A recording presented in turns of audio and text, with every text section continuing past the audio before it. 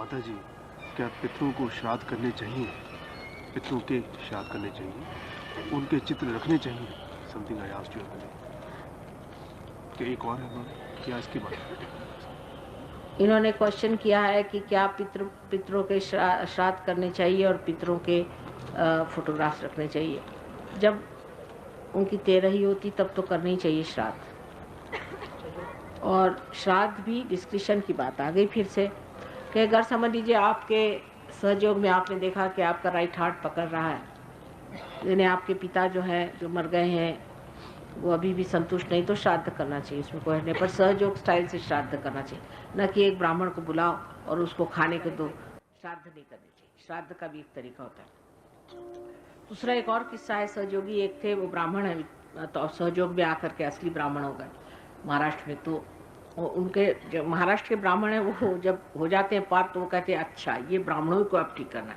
जैसे अगर कोई हमारे पास ईसाई आता है तो वो जब देखता है कि सहयोगी है तो सब ईसाइयों के पीछे लग जाता है कि तुमको ठीक करना है। कोई अगर सरदार जी आता है तो वो कहता है कि माता जी, हर समय उसको लगता है कि सरदार जी को ठीक करो, मैं सरदार जी ठीक हो गया बाकी के। और सही बात है, अगर आपको वाकई उनके लिए फीलिंग है तो आप चाहेंगे कि सब सरदार जी ठीक हो जाए। तो इसी प्रकार होता है। सो एक ब्राह्मण हमारे यहाँ थे, वो ब्राह्मण हो गए, तो अब वो ब्राह्मणों के पीछे पड़ गए। तो उनकी माँ ने कहा कि ये तुम्हारे बाप का श्राद्ध है तो तुम जाके एक ब्राह्मण को बुला लाओ। वो कहा मैं नहीं जाता किसी को बुलाने, ये कोई ब्राह्मण है। उनका भाई अपने खानदानी ब्राह्मण है या खानदानी होते जैसे नाई होते हैं खानदानी, चूड़ीहारने होती है, जैसे ब्राह्मण भी खानदानी।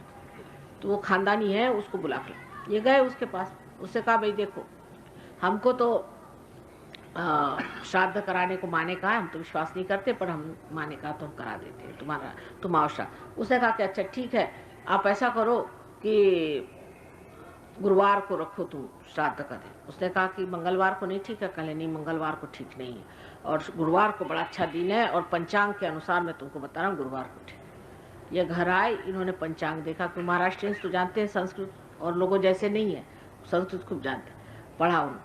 पंचांग में लिखा था कि निषिद्ध है, गुरुवार के दिन होना ही नहीं चाहिए श्राद्ध। तो इन्होंने मंगलवार को अपना सहयोग से श्राद्ध करा दिया।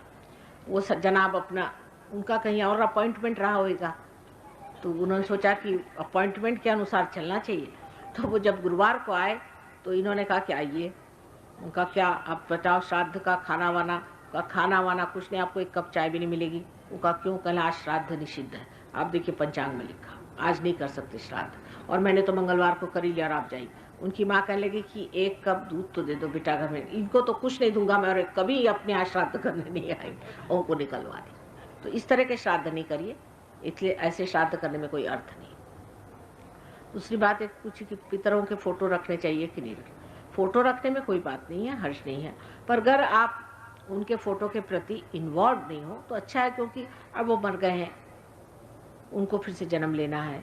उनको बेकार में आप अपने बहुतों का कि उनके फोटो क्या रख दिए, उनकी आरती होगी, पूजा होगी, उनके सामने रोएंगे धोएंगे हर समय, तो ऐसा अगर हो रहा है तो उसको अंदर रख। अगर उसके प्रति ये भावना हो कि अब ये मर गए, ये हमारे पिता थे, ठीक है बस, तो फिर कोई ऐसा नहीं, प्रॉब्लम नहीं हो। लेकिन अधिकतर लोगों का तो मैंने देखा यही होता कि जब भी देखा फोटो किसी का तो लग गए उसी बात करना।